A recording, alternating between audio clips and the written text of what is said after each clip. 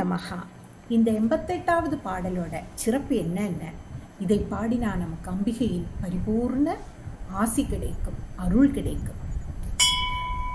பரமென்றுனை அடைந்தேன் தமியேனோ முன் பத்தருக்குள் தரமன்றி வன்னென்று தள்ளத்தகாது தரியலர்த்தம் புறமன்று எரிய பொறுப்புவில் வாங்கிய போதிலையன் சிரமொன்று செற்ற கையானிட பாகம் சிறந்தவளே.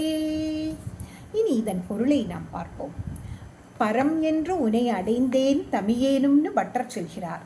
இதன் விளக்கம்: பட்டர் அபிராமியிடம் உன்னை போல் ஒரு தெய்வம் இல்லை என அறிந்ததால் உன்னையே சரணடைந்தேன் என்கிறார். அம்பாள் மிகவும் உயர்ந்தவள் என்பதை பட்டர் பரமென்று இந்த பாடலை தொடங்குகிறார். அன்னை அபிராமியே அகில பிரம்மாண்டங்களில் உயர்ந்த துணை, விழித்துணை ஆவாள்.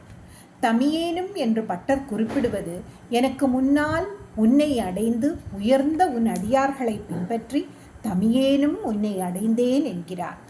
உன் பக்தருக்குள் தரமன்று இவன் என்று தள்ளத்தகாது. பக்தர்களின் திறனையும் அடியேன் திறன்